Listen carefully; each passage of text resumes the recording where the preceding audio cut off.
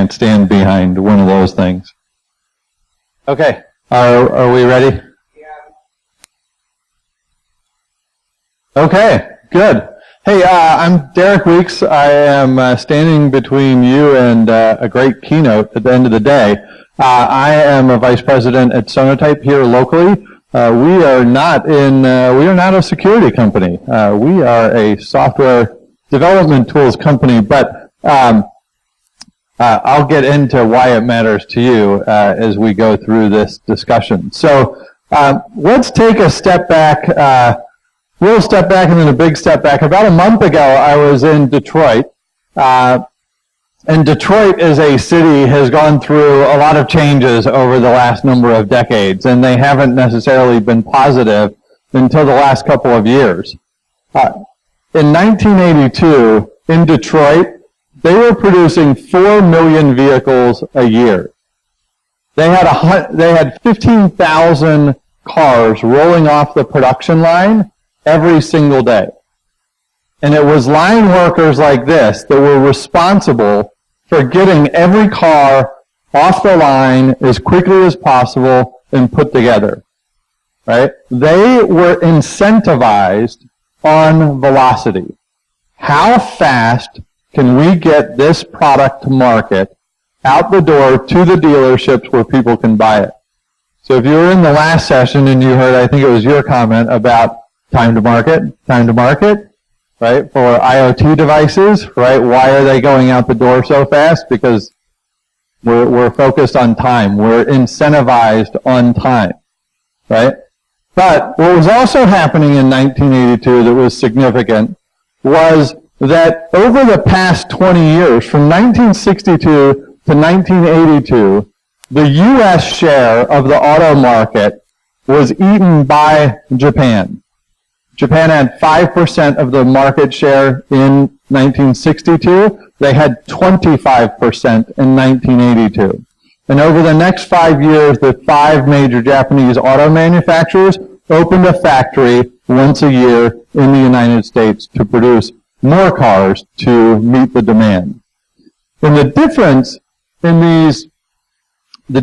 in what they were doing was really brought about in post-war Japan by a guy named Edwards Deming. And what Edwards Deming taught in Japan was that you can't build quality in or mass inspect quality into a product, right? If you're this guy on the production line that's inspecting the quality of some part that you're putting onto the car, it's too late. You're way too late in production, in the production process down the line to correct this problem. And there are stories upon stories of Detroit 1982 or Detroit 1975 or Detroit 1969, where if you needed to put a bumper assembly on a car and you didn't have the right bumper assembly to put on the car, you put it on the car. You put it on the car so the car would continue down the production line and 15,000 units would go off the production line every single day, and you would put them out in the lot. And if you knew that that was the wrong bumper, you fixed it in the lot. You didn't fix it on the line. Right? There was this idea that Deming was bringing to Japan in this book, or bringing to Detroit in 1982 to say you have to build quality in, and you have to build it into the process as early as possible. If you're going to bring quality in as early as possible and have the highest quality parts for the highest quality products rolling down the line that you're manufacturing at high velocity, then you can operate at high velocity with extremely high quality. If you just focus and incentivize people on velocity, you're going to lose out at the end of the day.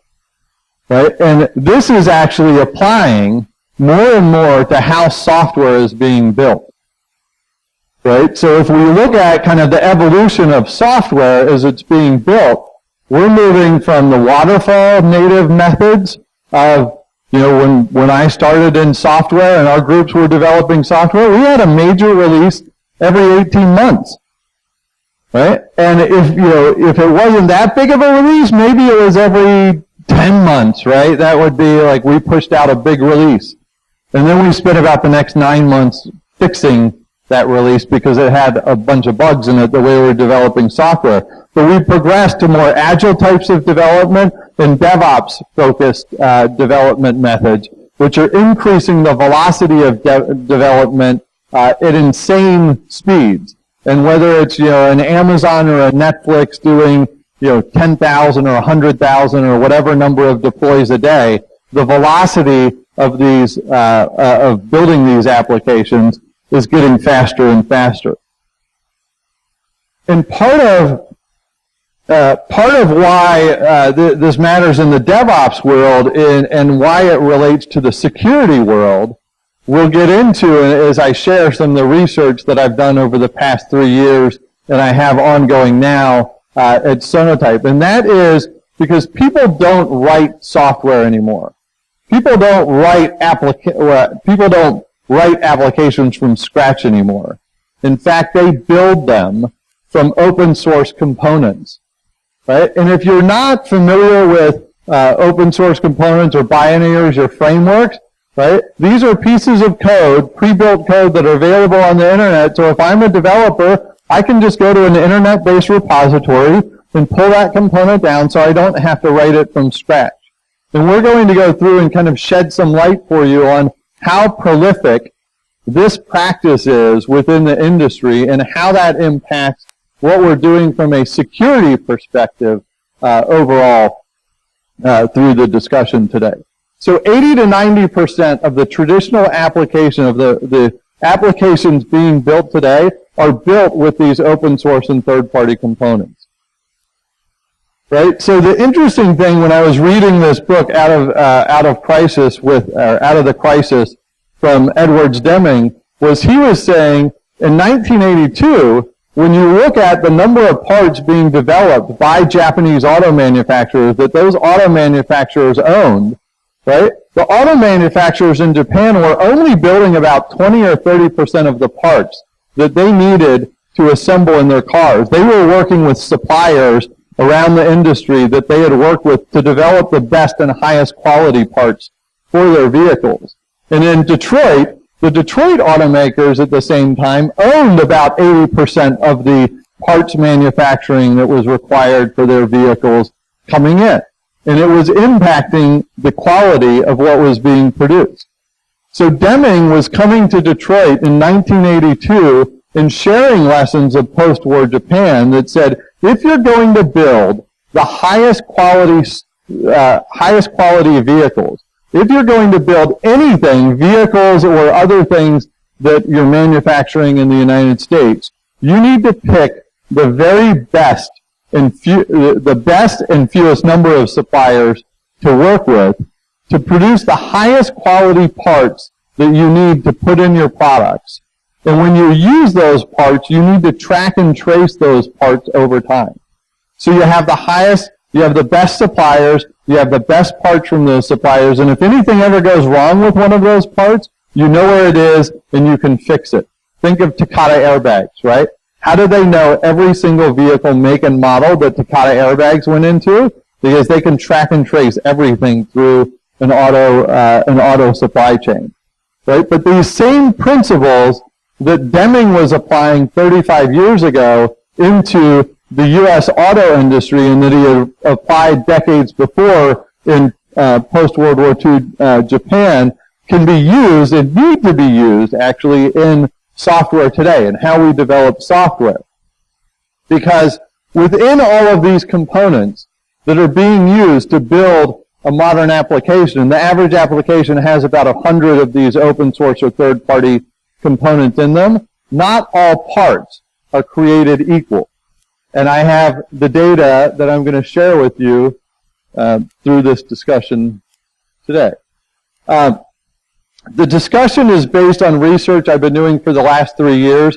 It's based on some industry surveys that we've done across a couple of thousand developers. I'll tell you about the survey that we have going on right now because I'd love you to participate in it, but that'll be at the end of the discussion. This research focused on really making the invisible visible. How many of you other than Andrew here, because I've known Andrew for a while, know who Sonotype is? Anyone ever hear of this company? Right? We're a local company. We're like 100 people. We're not all that big. But do you know that we touch like 10 million Java developers a year? We run and manage the largest repository, open source repository of components available on the internet. It houses 1.7 million open source and third-party Java components for 10 million Java developers around the world. And when you're at Sonotype, when I worked at Sonotype, and I'm hearing how many components people are consuming, how many components organizations are consuming, and how many of those have security vulnerabilities or license risk or really outdated components, or the download practices from a supply chain aspect are a little bit nonsensical some days. Right? We knew this information at Sonotype, but it wasn't shared broadly with the community. So I put together something called the State of the Software Supply Chain Report. We're going to publish our third year of the report this year in June. I'm already working on it, but last year's report is what I'm going to share most of the data on. And some of the data that you'll see coming into this year's report, I'm giving a little sneak peek to.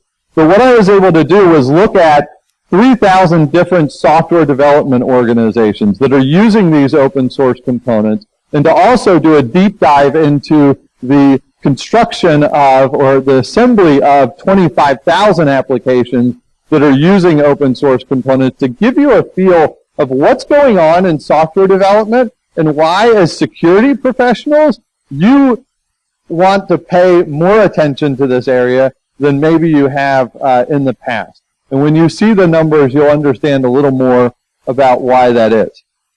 So, a software supply chain, right? This concept may be new to you, but if any of you work at a company or have worked at a company recently that's developing software, you have a software supply chain. Every software development organization on the planet has a software supply chain. And it operates like every other supply chain in the world, and that in any other manufacturing industry, and that's you have a set of suppliers. These are the open source projects that are developing components and parts and making them available. They put those parts in central warehouses like the one that we run for the Java community, but there's also one for the .NET and Python and Ruby and JavaScript NPM communities. And those parts are then consumed by the manufacturers or software development teams who are using them to build finished goods or software applications. Right? This software supply chain ecosystem is very much alive and well in the software development communities on a global scale. And let me tell you how alive and well that actually is. So as part of my research, we went into last year this site on the internet that provides a very simple function called modulecounts.com. And modulecounts.com just keeps track of the number of open source and third-party components available across different development languages globally. Right? And through the analysis of their data, what we saw is that globally, across all these different languages or component formats that were being built, 1,000 new open source projects, suppliers, are coming online every single day. And of all of the open source projects around the world globally, 10,000 new versions of their projects are being released into supply chains or into the global supply every day. When I looked at just the Java ecosystem that Sonotype helps manage and keep up and running, we had 380,000 projects last year at the time when I analyzed this. Those projects released on average 14 times a year. Right? So the supply of open source components and capabilities that developers don't have to write from scratch anymore is very much alive and available to them to utilize. So, and it's beyond components. It works into containers as well. So anyone paying attention to containerized applications and the Docker ecosystems and the containerized application consumption, I was trying to get the latest numbers from Docker, but hundreds of millions of containerized applications that are built with these open source components are available and are being consumed, but also containers, if your organization is using Docker or other container technology, are being consumed in the same way. They're built by teams that want to containerize an application.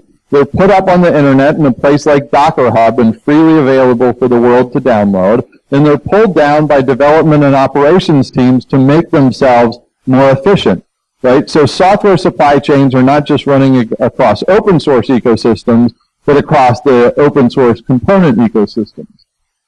So to give you a sense of how big these ecosystems are, when I joined Sonatype 3 years ago, we had just had 13 billion download requests from what's called the central repository, hosting these Java components.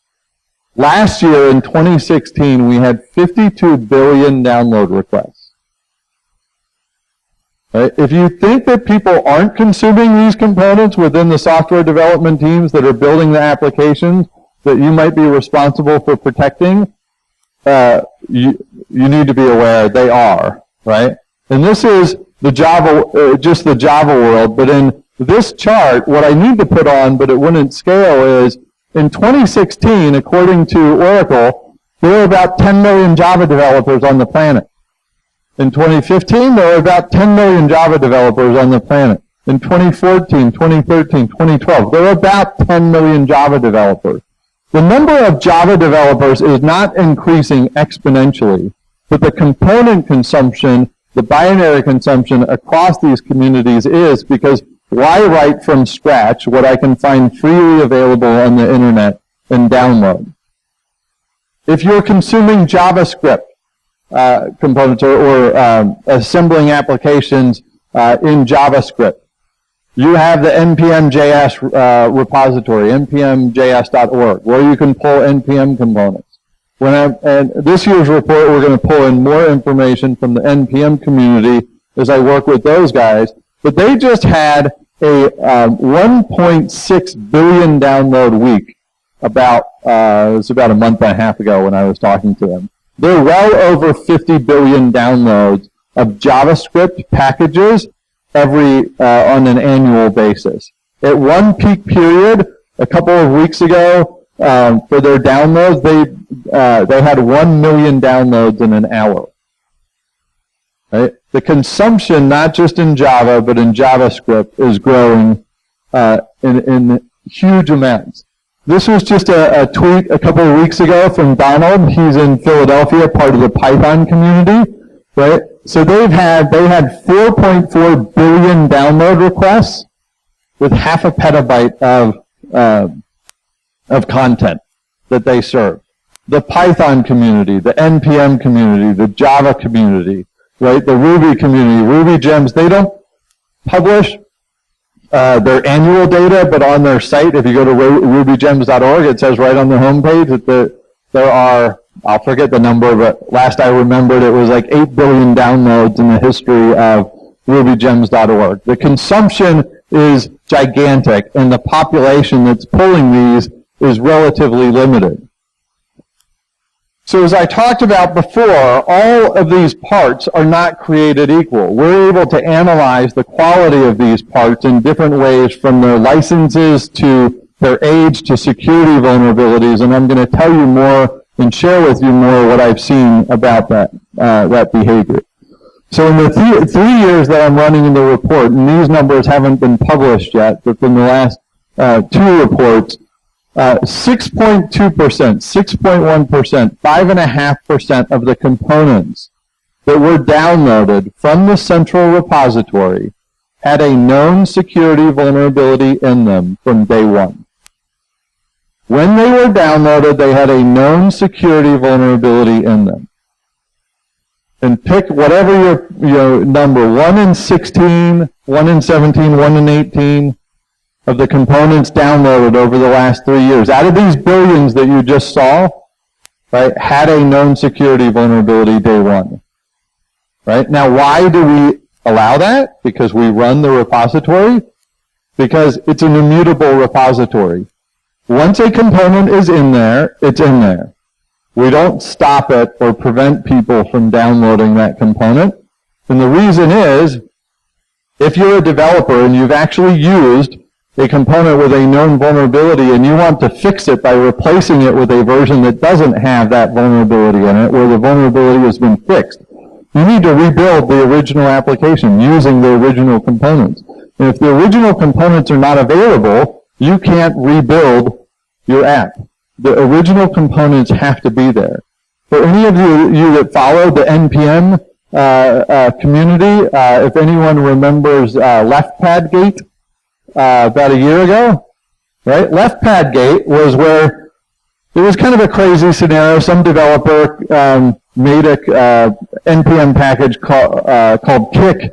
There's a company called Kick, K-I-K, and their lawyer was threatening to sue this developer if he didn't remove the part because it has their company name. And the developer kind of said, well, this is being recorded. He had choice words for the lawyer, and this went back and forth. And then the developer said, well, fine. If you're going to be that way, I'm just going to remove all the components that I've written or the packages that I've written from NPM. And one of those was a component in 12 lines of code called LeftPad, and it broke like thousands of systems worldwide, build systems, within a half an hour because that part was pulled from the repository. And all these automated build tools were going to npmjs.org and pulling that part when they needed it, and all of a sudden that part wasn't available.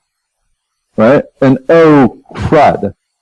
Right? So you can't remove the parts when the consumption is in the billions. You can't remove just any part just because. The parts have to be there. Right? And the crazy thing about NPM, and you can read up on LeftPadGate. Yeah.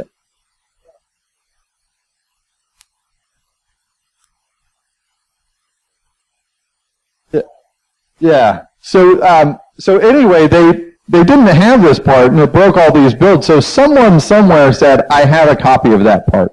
Let me give it to you, NPM, and just put it back there, and then we'll fix everything.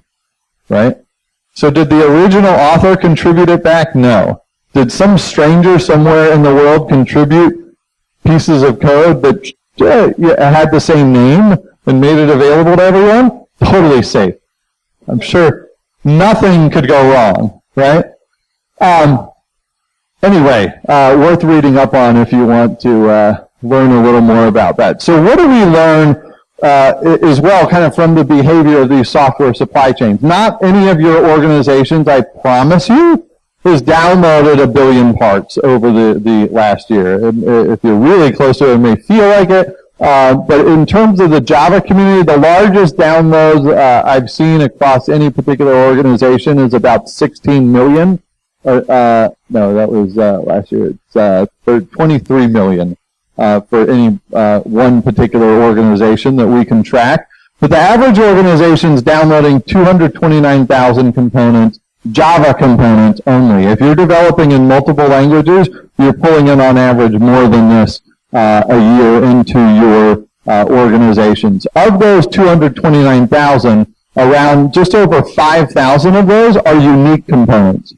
So if you take every component, every version that you've downloaded over the last year, only 5,000 of the 229,000 are actually unique components. If you strip out all of the versions of those components, you're only pulling in about 10 or 2,000 versions of those components.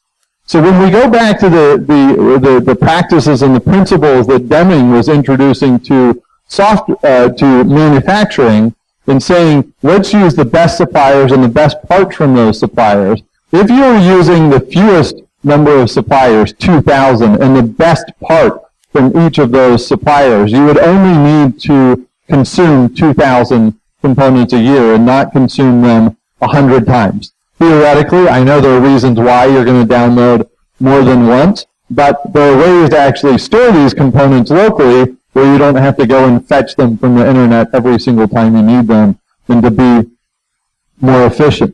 But within these 229,000 components, 17,000 on average of those, or 7.5% across these 3,000 organizations that I looked at, had a known security vulnerability in them the day that they were downloaded.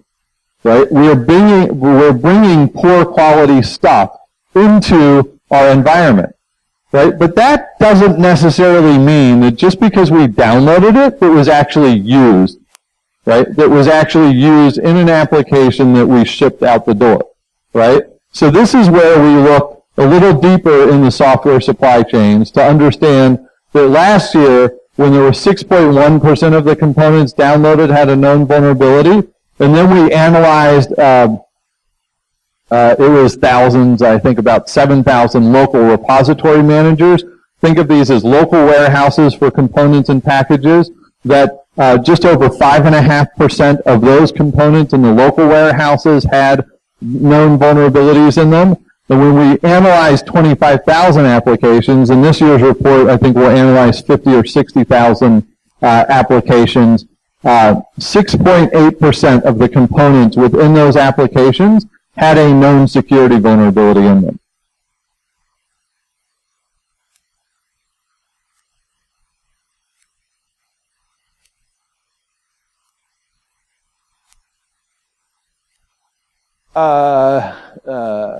I don't off the top of my head how many had at least one vulnerability. I think we have the data.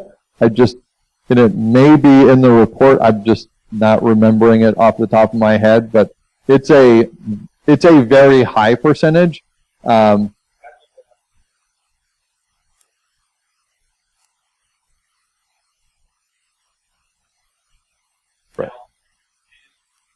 Yeah.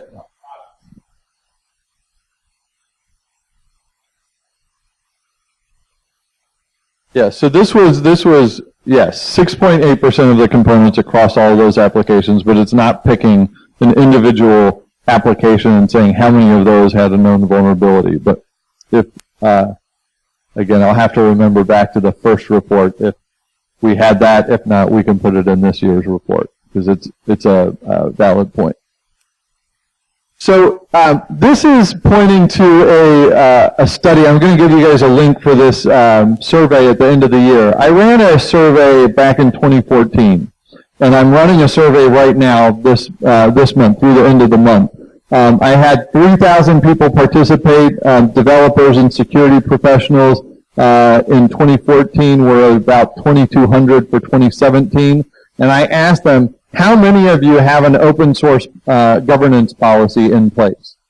To say, basically, you're not allowed to bring bad components in, whatever bad might be for your organization, how it's qualified at.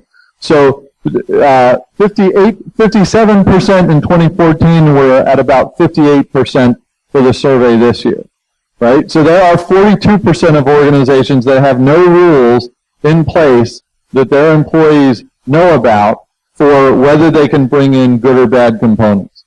Of those that do, and we didn't ask this question again this year, but in 2014 when we asked this question, the follow-up to the 57% was how many of you are actually following that policy? And 68% of the people that had a policy claimed that they were following the policy, right? So not only are we consuming massive amounts, not only are the checks from the beginning of the supply chain to the end of the supply chain not working, but 42% of organizations out there don't even have policies in place to say what you should be bringing in to the organization. So some of the data that comes back, I have to step back from the screen and tell you what this says.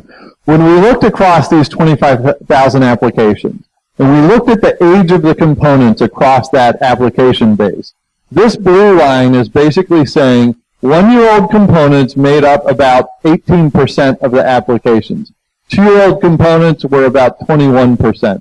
6-year-old components were about 7% of the components within those applications across that population. Then we looked at the known security defects within those components. So a component that is 1 to 3 years old has about a 5% defect rate, or at least one known security vulnerability in it. But when you get to components that are 8 to 10 years old, they're getting closer to 15, 14, 15% known security vulnerabilities in them.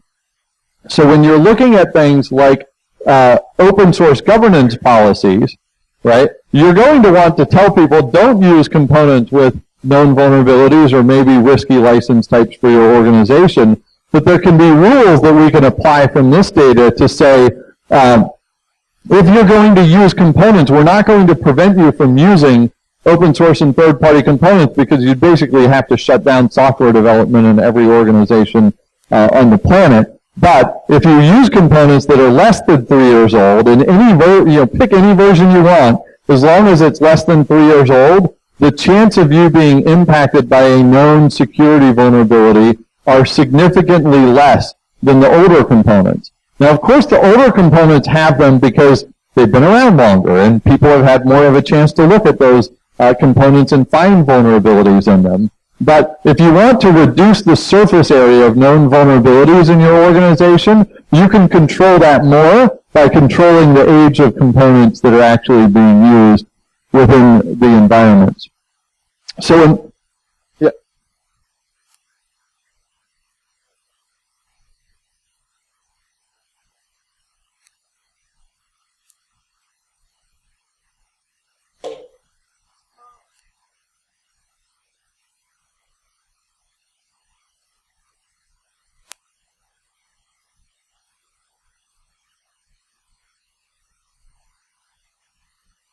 No, you can't say that. It is, the older it is, the more chance there is to find a vulnerability in it. There is a vulnerability from day one, it just hasn't been discovered. It's not known yet, right? So the people that want to attack your applications or exploit it using these known vulnerabilities have less of a chance of doing that if the component is younger, because the attacker should take the easy path in to say, I know there's certain versions of OpenSSL, or pick your component, have a known vulnerability. So if I can find the people that are using that, I know the way in. If I have to find the new way into the newest version of OpenSSL, well, that's more work. I mean, it's hard. People know how to do it. People will find it, but it's easier to pick the known way in than the unknown way in.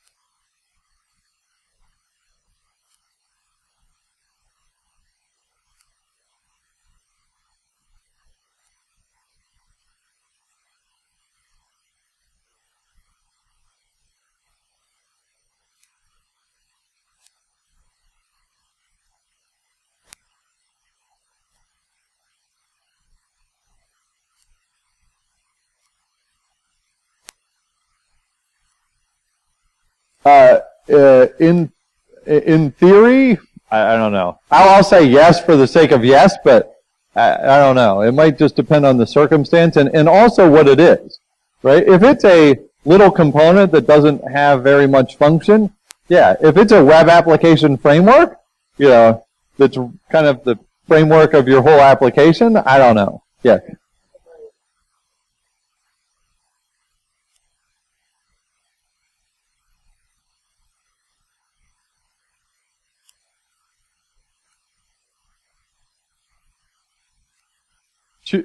Yeah. Because you might be active.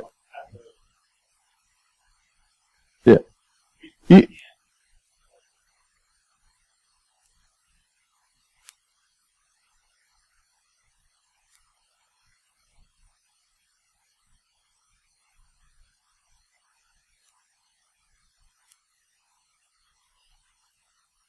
Yeah. Yeah. Yeah. So it's a good point. This research is made to bring up questions like this about how do we best manage. I don't have all the answers to that. Let me get through a couple more slides if you don't mind, and then I love questions. I just want to be cautious of the time and get you the data. But excellent questions. So this slide, if you've been trying to interpret it, will say, of all those components in the applications, 1-year-old components made up about 13% of the applications. Were on the latest version. So 1-year-old components, 13% were on the latest version. 5-year-old components, 14% on the latest version. 9-year-old components, 20% on the latest version, right? So quick translation of this is, in 2008, someone developed a piece of software that was so good it didn't need to be updated ever again, right? 20% of those have never been updated, or it's just a dead project, right? And if that's a dead project that has potentially 3 times higher levels of security defects in it, there is no newer version, right, available, right? So again, if you're going to pick components, right, to use and kind of have rules, whether you're picking the very latest version might not be possible, because the very latest version, there's 14 new versions a year. Well, you can't be on the very latest version, but you could standardize to say, you know, there are 100 versions of this component, but we're going to standardize on version 97 for this year, right? And everyone use version 97 because that will reduce our version dispersion over time, less variance in our supply chains. And when I looked, to give you a sense, in the first report, when I looked at the top 100 components that any organization was downloading, they were downloading on average 27 versions of each of those, right? So they needed 100 parts from 100 suppliers, but they were consuming 2,700 parts, right? So when you're going on the, oh my gosh, a new vulnerability in Commons collection was just introduced, did we use the vulnerable versions of that?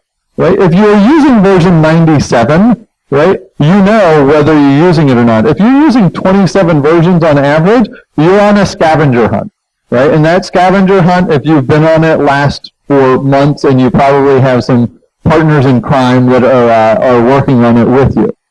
So another thing that we've found in the research, this is going into this year's report as well, is one of our products at Sonatype is the Nexus repository.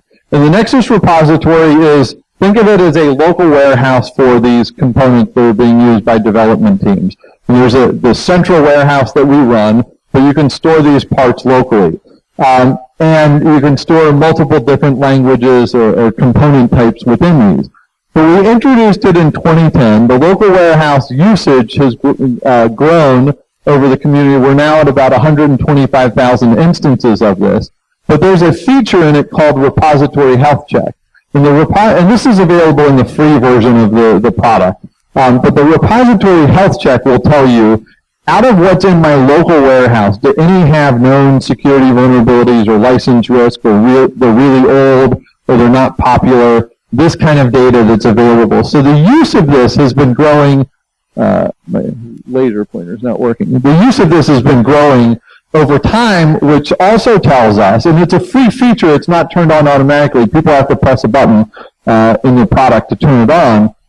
But the use of that's growing over time, which also tells us there is a little more interest in people caring about whether they're using bad components or not. So the use of bad components.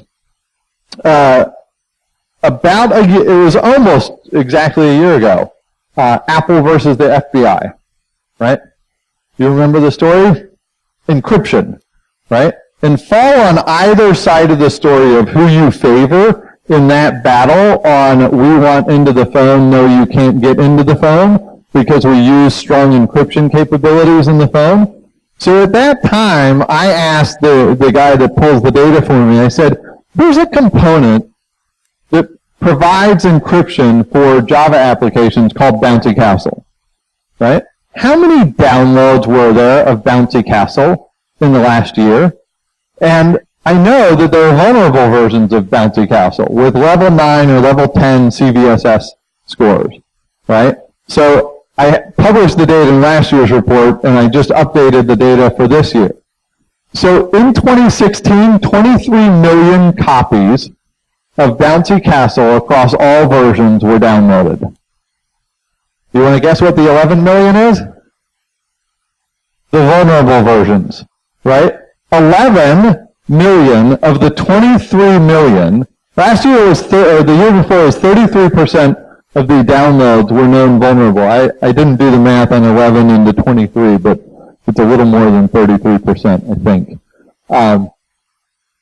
40 something? I don't know if anyone's good at math, shout it out. But anyway, so 11, there are perfectly good versions of Bounty Castle available, right? But 11 million downloads of the vulnerable versions happened across about 13,000 different organizations in over 100 countries, right? So when people are complaining that Apple actually took the effort to put good encryption technology into their products, there were 13,000 other organizations that I was kind of wondering, like, somebody should talk about them, because when you're talking about using the best suppliers and the best versions of the products, Bounty Castle, the project, is actually really good at updating their project. When there is a known vulnerability in their project, they fix it really fast, right? So if you're following and you care about using the best encryption in your products,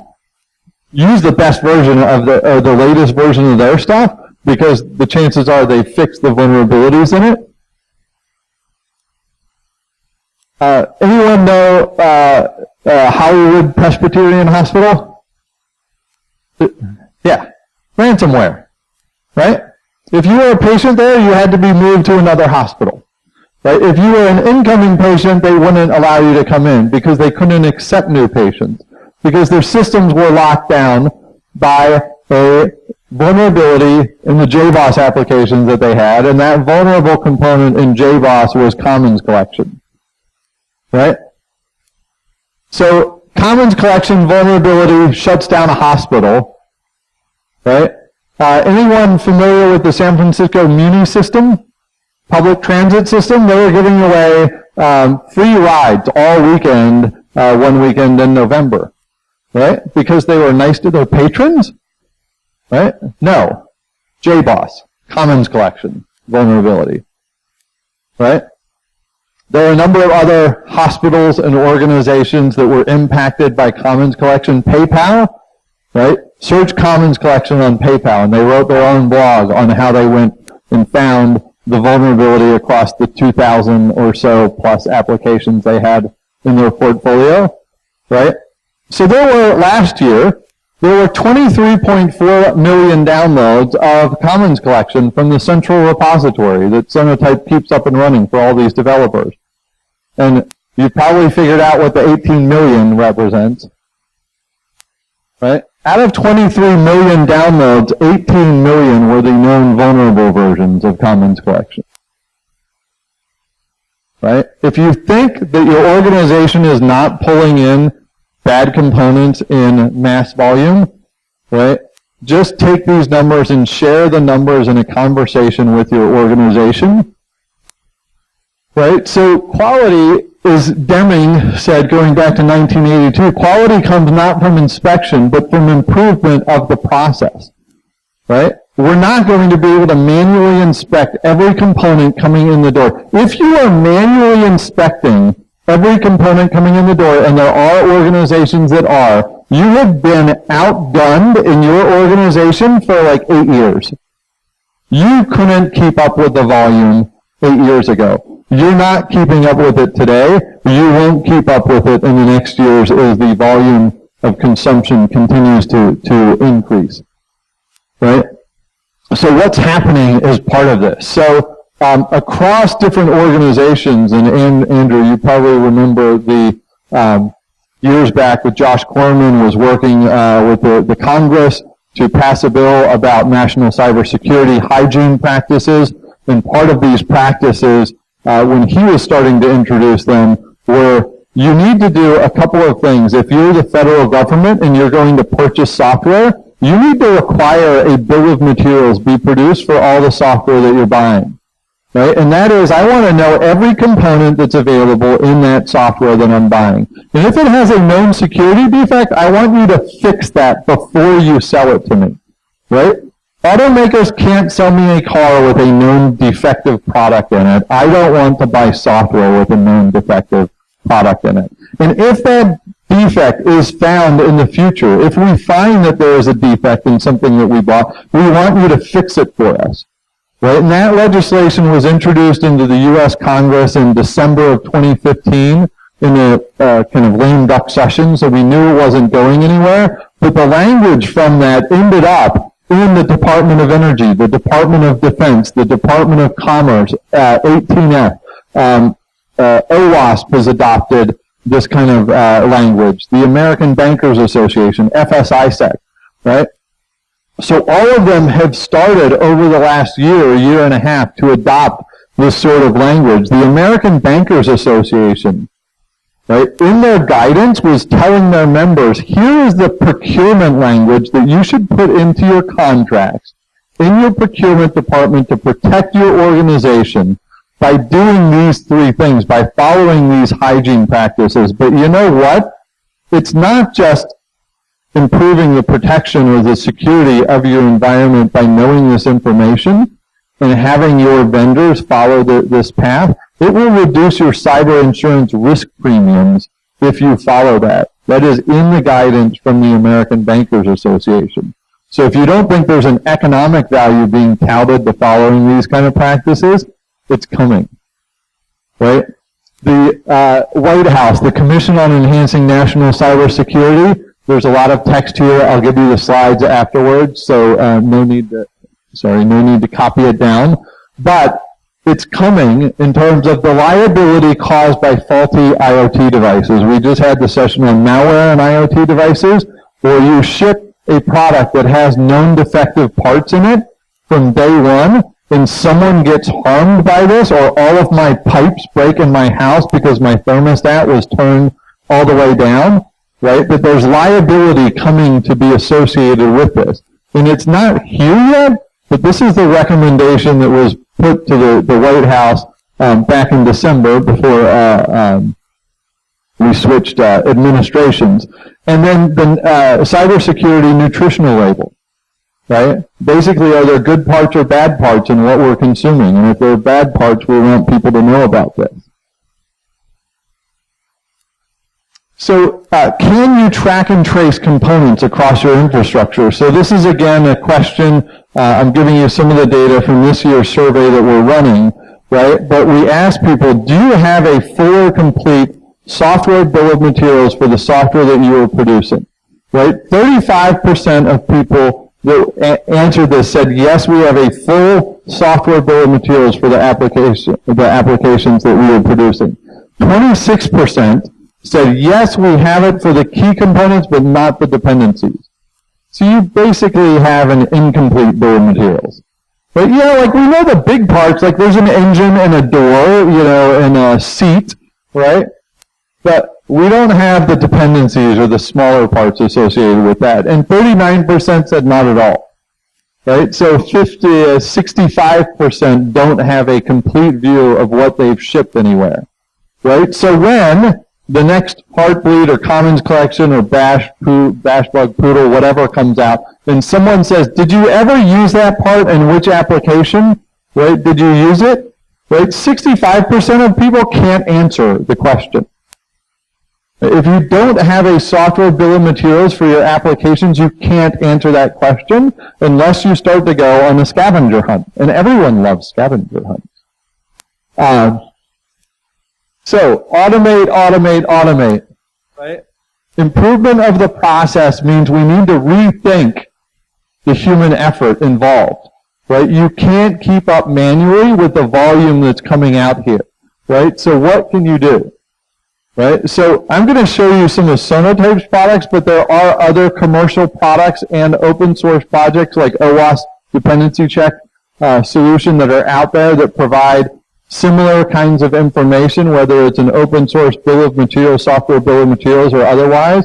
But let me tell you what the future looks like for security, right? Security professionals can write the rules on what's good or bad in terms of a component. We don't want bad versions of Bouncy Castle. We want the good ones. We don't want anything with over a CVSS level 7 score to come into this organization. You can take those rules and automate them into the software development tools that your developers are using, and you can tell a developer, hey, inside your IDE, they're not even leaving the tools where they design in, inside your IDE, you pick this version of Struts 2 Core, right? Every column here is every version of Struts 2 Core that's available. Hey, The red, yellow, and orange stuff here, that indicates a known security vulnerability and a policy violation. This version has fewer violations, right? If you're going to pick a newer version, maybe one that's 1 to 3 years old, right, that doesn't have known security vulnerabilities, that meets the policies, this is your food label, right? These are bad, these are less bad, right? Or maybe good versions of the components. It's 0 time to remediation. I can put in the best quality version of the best part from the best supplier I've picked for this part. If you're running Jenkins and you want to figure out in every build that you're running, how many components am I using that have known policy violations? Those parts are old, they're outdated, they haven't had a new release, they have a security vulnerability, they have a GPL license, what have you. You could run this in every single Jenkins build or continuous integration platform build that you have. The analysis of an application, your average application, takes 5 to 10 seconds. This is not like static analysis or dynamic analysis that could take hours or days. It's a different type of analysis. But for these packaged components that are identical everywhere they're used, OpenSSL, the versions that were vulnerable were identical everywhere they were used, right? These are easy to find and easy to determine do they have a known vulnerability. If you want to produce a software bill of materials, if you want to see what a software bill of materials is like, right, take an open source, or you can visit this URL. I'll tell you how to get the slides very soon. You can take a product, a Java or NPM application or .NET application in this case. You'll get a list of every component in there, their popularity, the age, the number of years of the component, any security, known security vulnerabilities within those components. And if you don't want to run your own application, pick ours, right? Pick the Nexus repository. Pick Jenkins, their open source version, or another open source application you're using, and run that. And just see what it looks like. And you'll get a report. You know, it may have good stuff and it may have bad stuff, but you can get a sense of what kind of information is available to me by running this kind of report. So if you want the slides and if you want the report, my email is weeks@sonotype.com. My out-of-office message is on all day. If you email me, you don't need to put in a, hey, Derek, nice meeting you, great presentation, whatever. No subject line, no message needed. If you email me, my out-of-office comes back.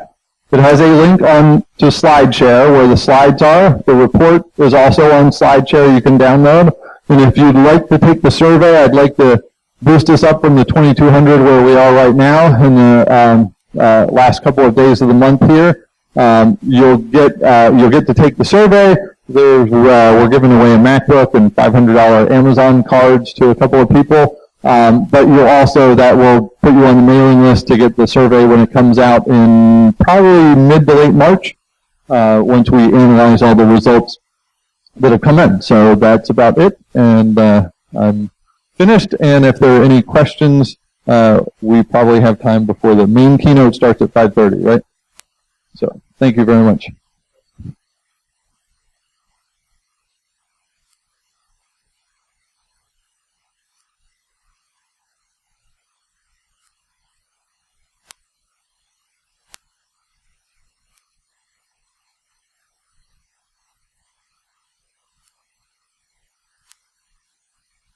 We don't have a model like that, although you can. The way that our particular software works is that you define within policies what's acceptable and what's not. So if you had certain components or versions of libraries that you knew were acceptable, you can define a policy that says this version of this thing is acceptable, and anything that we see in design or build or release that is using another version of that has not been approved, then block it, flag it, notify someone, what have you. So we don't have something kind of out of the box that says you want to be FIPS compliant, use these specific policies, but you could certainly tweak the tool to, not tweak is probably a strong word, but you can modify the policies to follow that. You had a question I didn't get to you, sorry.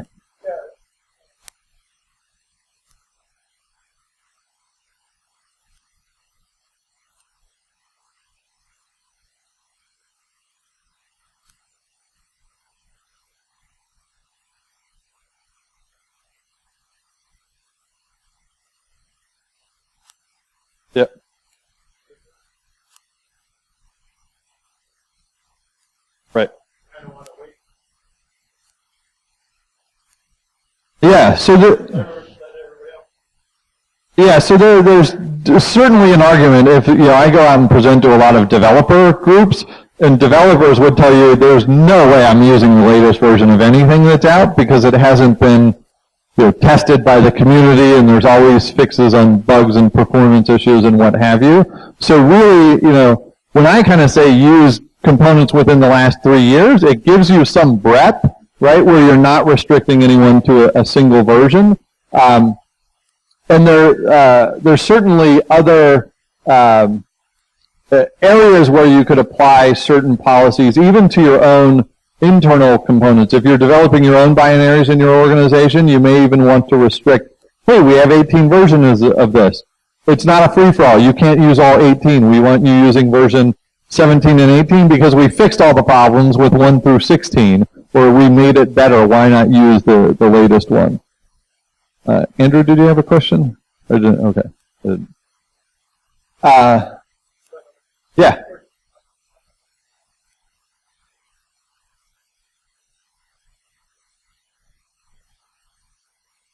Yeah. So the license risk for different organizations, there are every software component, binary framework, what have you, has a software license with it. And that license tells you how you can use that component. Some licenses are you can use it wherever you want, I don't care. And some licenses are, there's a beer license which says if you use this, you have to buy the maker a beer. There are more restrictive licenses that say if you use this component in any kind of distributed environment, you need to reveal your source code to the world. So some organizations, certainly that have distributed software, don't want to use those GPL type licenses.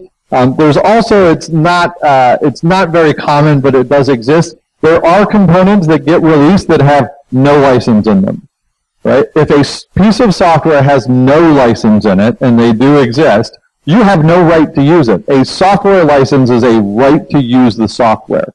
If there's no license in it, and you put that in your product, and you sell your product, you are violating copyright law. You're breaking the law by using something that doesn't have a license to use. So organizations want to understand what risk might I have if I'm using a component and we analyze it and we say, and there are components and dependencies within this. One, I want to know it does have a license. Secondly, there's a license that the open source project says this component has a GPL license. But one of its dependencies that I didn't care to check has an AGPL license. The AGPL overrides the GPL license on the main component. So you want to know what's the declared license, what's the observed license, and what's the effective license, which overrides all of that. So license information is important to the lawyers, and most developers know, especially with GPL licenses, those are the most egregious. Where you developing distributed software, don't ever use GPL licensed components, but not every developer goes and explores every dependency that they're pulling in with that main component. So distributor like LinkedIn, Amazon, right? If those organizations used a GPL license in their Amazon code, they have to reveal the source code of that product to the world, right? They would rather not do. Distributed like internet-facing, not an internal application. So if you have an application that you built to run your accounting systems internally, it's not distributed. You're not selling it, and it's not well.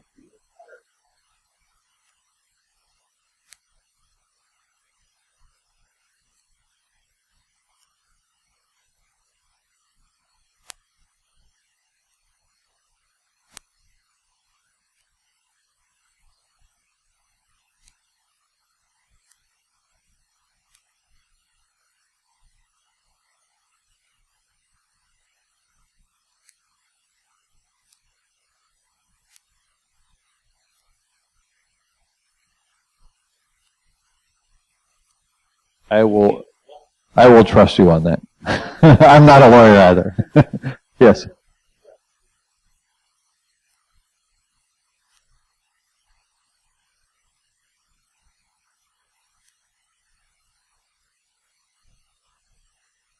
Yeah.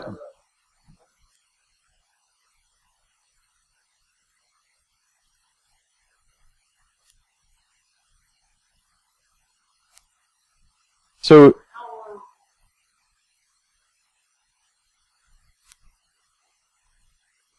yeah, so when development is outsourced to a third party, what I'm seeing more and more is kind of going back to the hygiene points that Josh Corman had initiated, but have gone much broader than that since.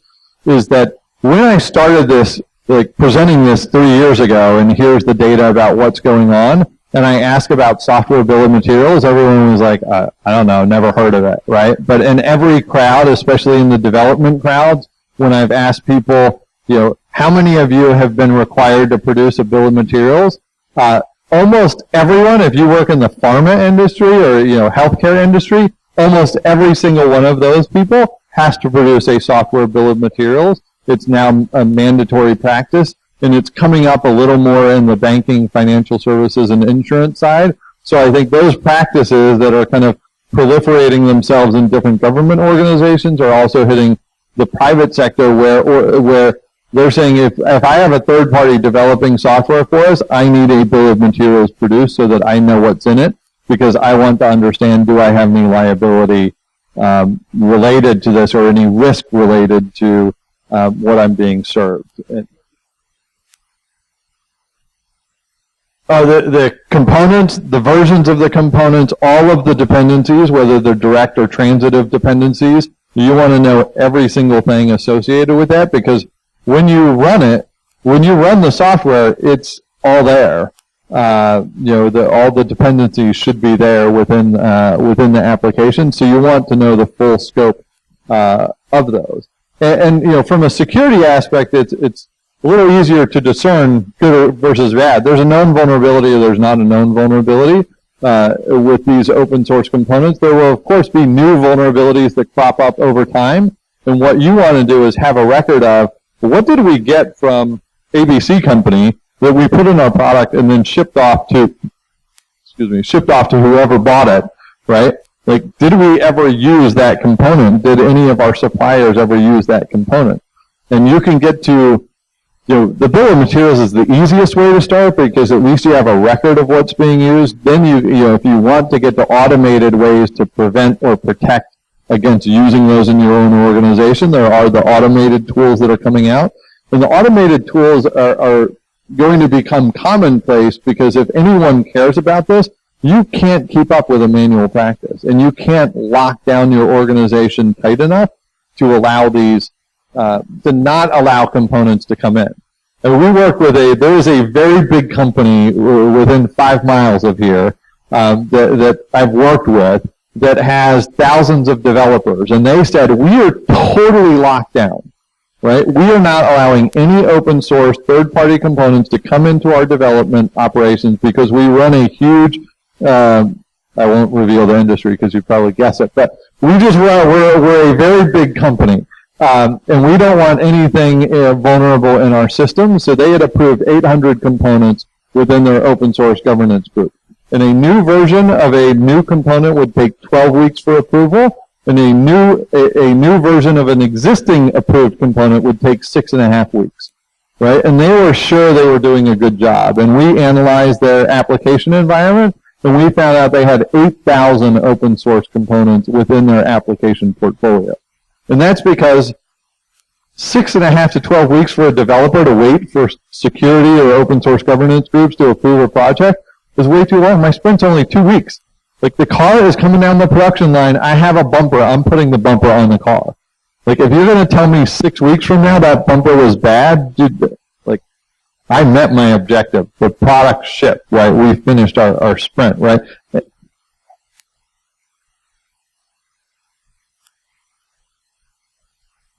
Yes.